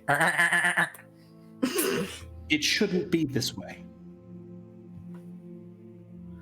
And he nods, and even for a ram, he looks concerned. Even for a ram, he looks concerned. Ram's the most callous. Someone needs to draw us a picture of Ferris the concerned ram. So any artists out there, please do this. Okay. Finally rolling a perception. All right, so Hikaru, you got a 17. Okay, so can I hear anything? All right, so it's odd. You almost get a sense like you can hear maybe a drum beat, maybe a heartbeat. It feels weird, but it's rhythmic, and it's almost imperceptible. Do I feel called to how big is this crack? It's about 3 feet wide. Do I feel called to maybe jump in or something? Jump into the crack? No, you don't. Okay. You don't feel called to do that. In fact, you feel called basically to stay where you are. It looks like kind of a far drop down, even though it's not. I didn't mean I was just gonna use repelling equipment or something. But also with that perception check, you also see an insect that you've never quite seen, and it's weird because it's snowing. You didn't think insects would be kind of out, but there's something sort of crawling out of the crack itself, and it's really only like maybe 2 inches wide. Oh, okay. Ooh, still, and it looks like wide? It looks like a brown praying mantis with almost like a short sort of scorpion stinger on the end. I don't like it. Give me and if you pointed out to anyone or? Yes, but really quick, did I also feel any like heat or cold from the crack? You felt the steam sort of rising out of it that definitely felt warm. I point out the weird praying mantis / scorpion and go, ah! Is that a bad thing? And at this, Ferris turns into And at this, Ferris turns into a person again, and he gets down and he starts like putting his nose like right up against this tiny little creature. Be careful, Ferris. And he puts his finger kind of out. You don't think that he seems very curious about this thing. Whether that's he's never seen it before, or whether that's what are you doing here kind of thing, you're not exactly sure. Do I we believe recognize he's it? in danger? Yeah, give me a nature check.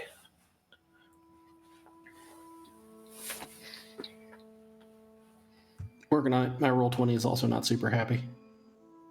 Yeah, I don't know what Roll20's deal is tonight.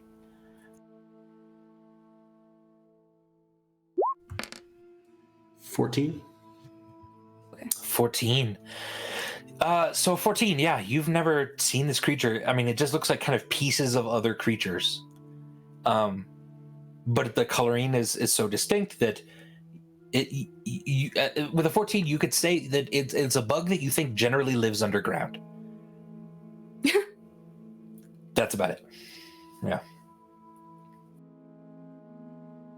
Charity, maybe you're supposed to like mend something here, right? He liked it when you fixed the egg. What can you fix? Can you fix the crack, or what's inside the crack? Or is this a little bug hurt in some way? I think that the cracks are a symptom of something else that needs fixing, that healing them isn't going to be chasing down each piece, it's going to be solving what's doing this. And I fear that what's doing this might be something that we're all familiar with. Oh wait, yeah, that's a good point, because like what was the thing somebody said at some point, like they're trying to get through, or she's trying to get in, or fuck, I'm gonna hit Control F and find out. Ferris puts his finger on your nose, Charity, just like, but on yours. What I just said was correct? And he nods. And he leaves it there. Okay. Is that creature bad? He takes it again in his hands, and he tries to sort of get it to go back down into the crack, it seems. It should be down there, but because these cracks are appearing, they're coming up? And he's nodding yes at you. Is it, even if they're not bad, is it bad that they're coming up? And he thinks for a second, and then yes, nods again. And then he motions like down, down, down, down. They come from very far down, and they should be down there, not up here. And he nods. Is it bad for them to be up here? He nods again. He seems concerned.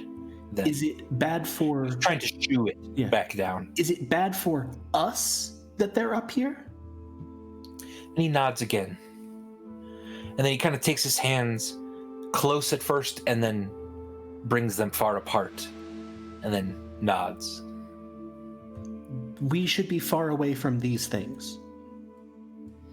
And lastly, is what's causing them to come up bad? He nods, and at this he looks very concerned. And then he just kind of points to the sky, to the heavens. Is what's causing them to come up a god trying to break through? And at this he'll put his finger on your nose again. Really should have set up a pre-existing set of signs that didn't involve touching me. Bubble. I got a bubble. I told him to knock on wood. Listen. And at this, one of the children starts to pull on Stormbringer, your like kind of armor, and he goes, "Hi, you're supposed to be doing that." And it's the half-orc child again. Oh, okay. fort. Who's supposed to be not doing what? What's going on? That over there. And he's pointing at sort of the smoking husk of one of the Gholnians that had been shot all the way across this field. Oh, And motherfuckers. You look over at it, Oh no. and you see a pale white and blue figure standing there. Like a humanoid figure? Yeah, Okay. Pale white And and, it seems- blue, like figures I've like seen. made out of light itself. Okay. Yeah, Standing in place of the body or by it? standing where that sort of smoking husk Okay. is. Yeah. No, it's probably not supposed to be doing that, kiddo. Hey, you, light creature, what the fuck is this? He turns very slowly then toward all of you, and you can see that he's got some armor on, and So it's male. yes, it's a male. He's got a I'm gonna sword at go- his side. Towards him and put myself in between the group and him. Okay. He sort of looks around just a little bit, and actually he looks kind of confused. Why is everyone so confused right now? I'm just picturing I'm picturing Yeah. Ferris and I have turned and Ferris's finger is still in my nose. Is that connected to all of this? And when he sees him, he starts to nod at you, and then try to gather the children up, and he points toward the house, Is and that he tries to shoo them. bad? Get the children inside, Charity. It's clearly bad. Get the kids inside. Fucking now. And I'll deal with the light. Yeah, Judging things as much thanks to feedback. I'm judging things just as much. he's motioning the children in, and he's trying to push Hikari and Burbage that way too. But then he grabs your arm, Charity, and he points toward the figure and toward the crack, and then kind of puts his interweaves his fingers together. Okay, we should put the figure in the crack. And then at this, he just starts shooing the children, and he turns into a goat again and bounds ahead of them and starts to lead them. I will, in an uncharacteristic, I can't say a word today, move, Hikari will go to make sure that they get back. Okay, so you're following the children? Yeah, I mean, it's not Stormbringer's really far, right? It's not super far. I It's can all the see- way across a field. Yeah, I'll But help them. it's 500 meters. I'll maybe. feel a little bad Stormbringer if, is shifting to keep herself in between the light and Hikari and the children to make sure that she can cut anything off. Excellent. So you see this figure kind of look a little confused, and the image of him sort of stutters a second. And he looks over at you, Stormbringer, and says, I don't know what there is to do. I don't understand. Does it look like a human? Yeah. Okay. Hey, I don't know what there is to do either, but you know what might be kind of fun is if you went and got in that crack over there. I'm gonna point where the crack is. You could go, I think maybe go inside of it. That might be good. I don't know if that's exactly what the goat man was trying to say, but it might have been. And so maybe just go get inside the crack. Okay. He looks over toward the crack. Give me a persuasion roll. This thing had emerged from the remains of the explosion that Charity caused, right? Yeah, remember one of them was shot from the explosion all the way across the field Right. and burned as he fell. This seems to be Okay. the rubble of that person is where this guy, The rubble of that room? this creature was standing. Yeah. I rolled a 2. A 2. Okay. He seems to kind of look back and forth and says, I don't like the look of that. Oh, okay. So, where did you come from? I'm gonna kind of glance behind me. Are the kids back inside yet? Are the kids safe? Yeah, they're about halfway across the field now. They're just kind of running as fast as they can. Hikari's in the back, making sure. Yeah. So, where did you come from? You weren't here when we were out here before. This is weird. I was in a place called Burden. And I wanted to go home. But I didn't have a home to go to. And so I got lost. Does that make sense to you? That makes a lot of sense. I think you need to go inside that crack because I think that's where your home is. I think that's where you're supposed to go. He looks kind of back over to the crack and he says, I don't, but that thing does not look so friendly. I don't want. It sounds very bad for me to do this. Yeah, I can see how it might feel that way, but sometimes when things happen, we have to go in cracks to get home. Like when you sometimes might have become a dead person, but I don't know if you're it's okay if you are, that's not a big deal, but sometimes the underworld is found through cracks, and that's just where you hang out. That's your new home, and it's really cool. No, that's not really a huge deal, really. It's not even really a real thing. You'll get integrated back into the ecosystem. It will be really great. So, just cracks are cool. Maybe we should get in the cracks. But what is coming out of the crack? Yeah, I'm Why not is it real clear. staring at me? Staring at. It's Staring at eyes. him? Its eyes up, and then he's gone immediately. We just sent that guy to hell. I'm gonna look over at the crack. Just some steam, yeah. There's nothing with eyes. Definitely nothing with eyes that you see. You can give me a perception check if you want to look really close.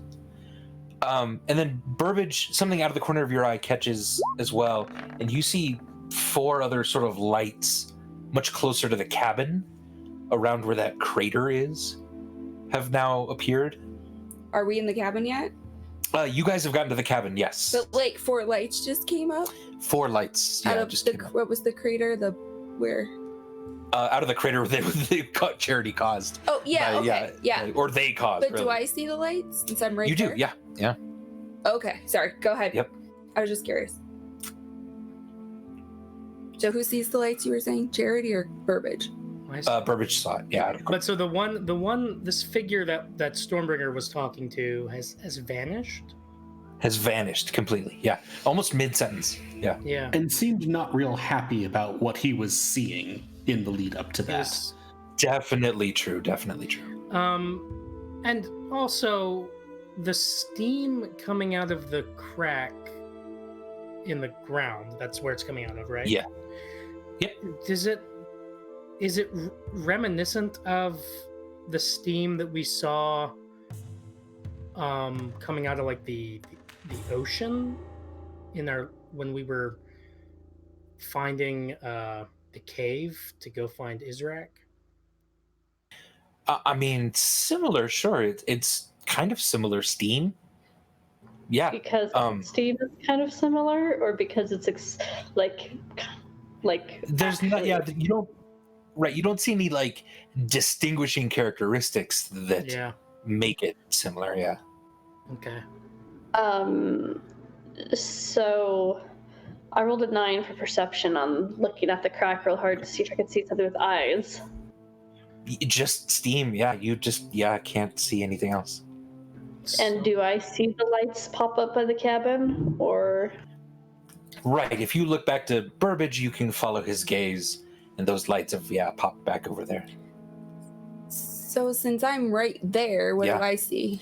Yeah, you see 4 figures, like, made entirely of that white, bluish light, just kind of standing. Oh, those lights, not like torches. No, I'm sorry. Oh, okay. Yeah, see, they just seem sort of confused and are looking around and trying to kind of maybe touch each other, but their hands are just passing through.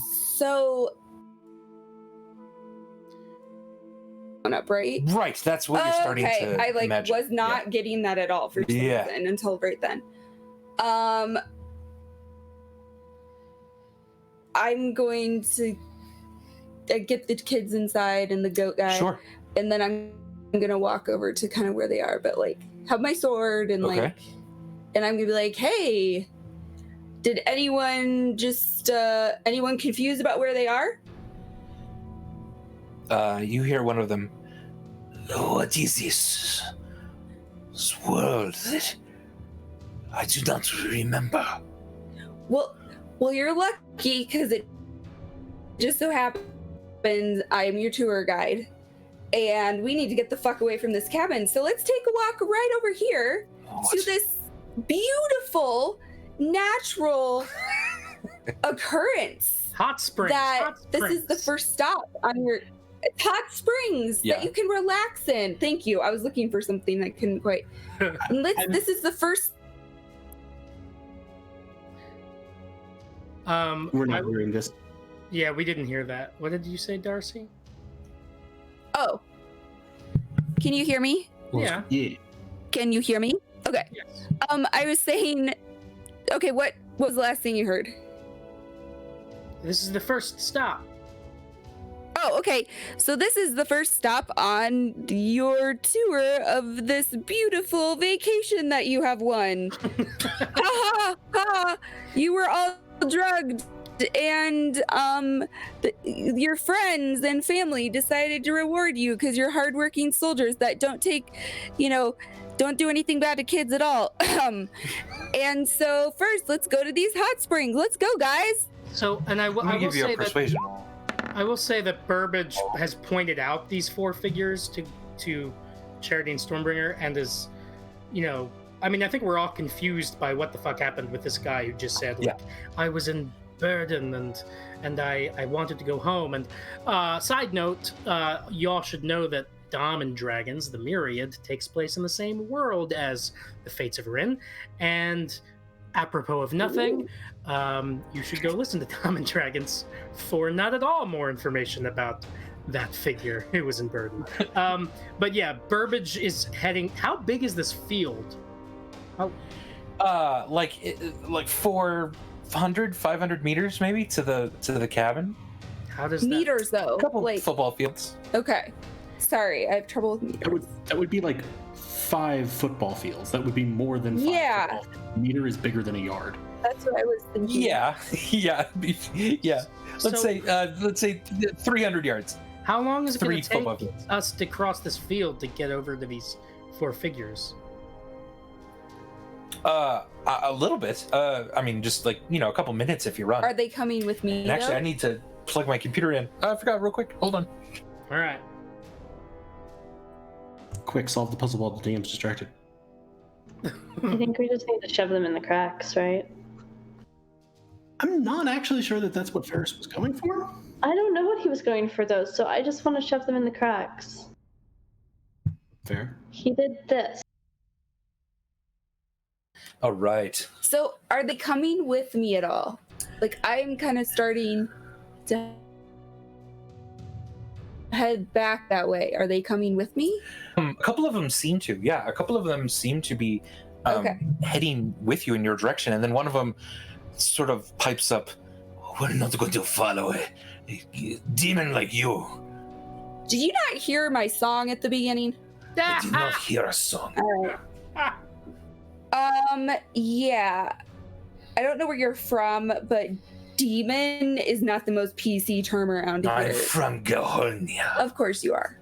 the greatest of worlds. Hey, do you know Hamster Lad? No, he's from Bavaria. Why do I always get those anything with at the end? Okay, sorry. Well, also, It's why no would skins that Gaholnians would know of this prominent of the noble name Hamster Lad? as Hamster Lad. Sorry, I got that mixed up. So just shut up and come over here. Your friends and family worked hard for this, so just all your questions will be answered. Just come over here. So I assume the three of you are making your way quickly across the field, I or also like just a the lying psychopomp tour guide. I know I love it. All right, that's the only thing I could think of off the top of my head. Hikari, you feel then a presence right next to you, and it's the old man in in sort of human form, standing next to you. You mean Ferris? Yeah. Hey, Ferris. These lucky people won a trip to the hot springs over there. Shouldn't we go with them over there? He sort of tries to kind of step in front of you a little bit, and he gives you a little worried glance, like Don't do that. it's hard to read it a little bit, but he's concerned for you. And then he holds up his hand toward them, and vines immediately erupt out of the ground and try to grab one of them. And for a moment, it does. It holds one of them, and then they realize that they can just sort of pass through them. Oh shit! And so they kind of smile a bit, and then one of them that was speaking pulls out his blade. No one was doing that ghostly until figure. Ferris got involved. Come on, dude. And about this time, the rest of you are kind of coming up quickly toward the cabin, and Ferris is immediately waving you like inside. And Okay. would you like to go to these figures, or would you like to go inside the cabin? If Hikari is going inside and can get inside, Stormbreaker will go inside the cabin, but she's not going to leave Hikari out there alone. Yeah, like Right. I'll go in as long as I can make sure other people are. Yeah, he seems to be waving all of you in and trying to put himself in front of Okay. these beings and you guys. Well, I have no idea what the fuck's going on, so I'm just gonna go with Ferris at this point, Yeah. Yeah, even though he's probably the devil.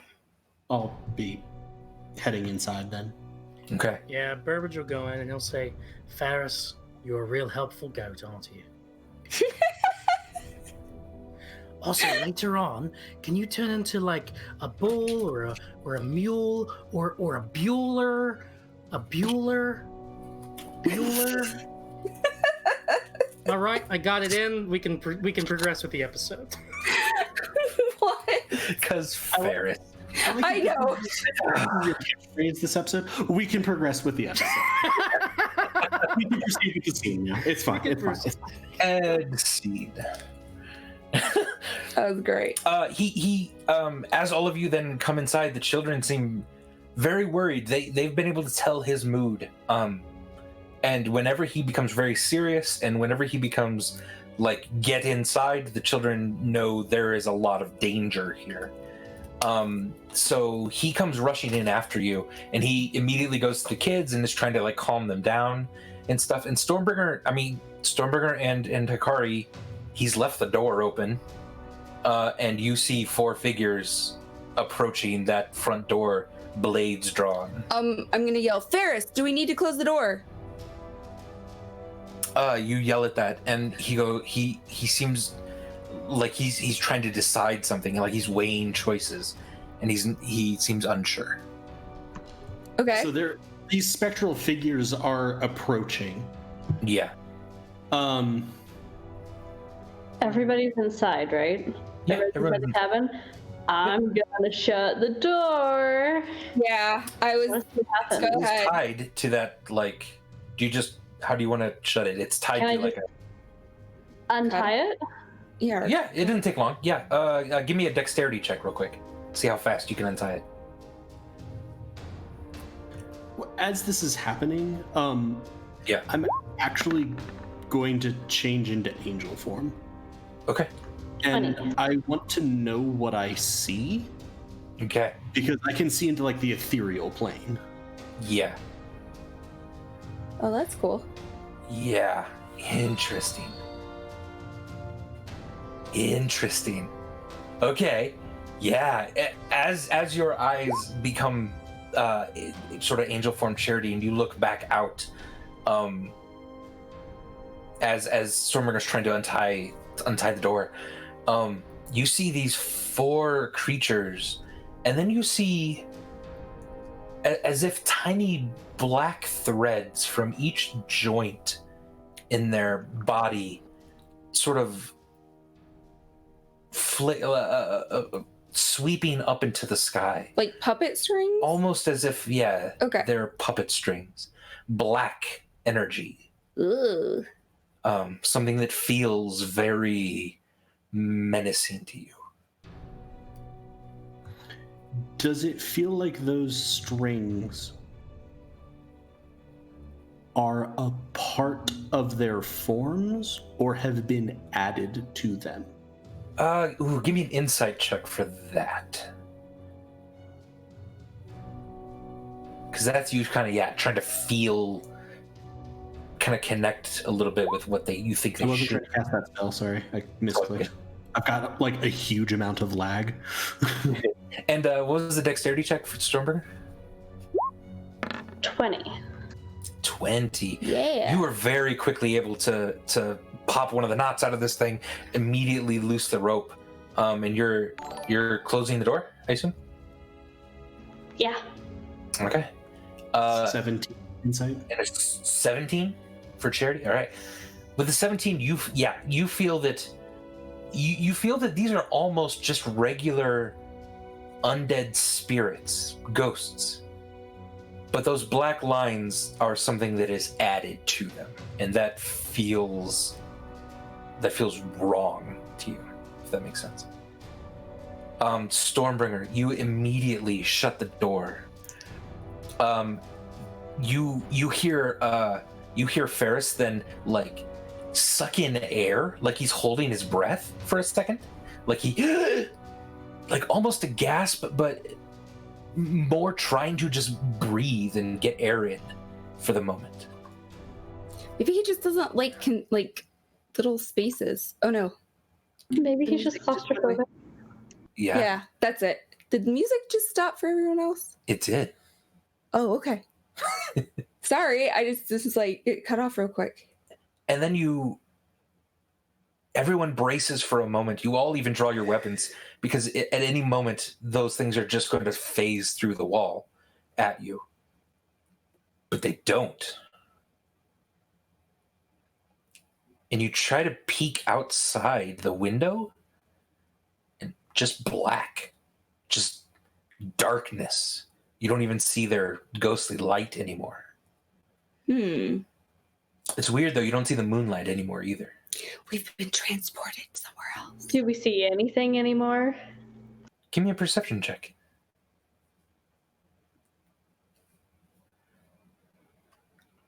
The children immediately kind of start to kind of 19. uncurl from their sort of fetal positions in the corner. Ferris is patting all of their heads. He seems completely calm right now, by the way. Okay. 15 perception as the angel. Okay. I got a 19 as a normal person. All right. As a normal person. And Stormbringer, do you have dark vision, Stormbringer? No, I don't think so. I think you just consistently forget that I don't. So it's like I do, that I don't think I do. Yeah, fair enough. So you can't really see much. It's the thing you notice mostly is that it's very, very quiet out when there was some wind before. And then you hear kind of maybe a chirping of an insect that doesn't seem, it seems, like a bunch of insects. And that feels weird because it was Like just how snowing. many? Maybe a lot. Oh, great. You mean like kind of a summer evening, like cricket sort of thing? Okay. Almost, yeah. It's and then Charity in angel form as you step to the window and look out as well. You're not in a field. There's trees all around you all of a sudden. We got transported. There are palm trees all around. Yeah.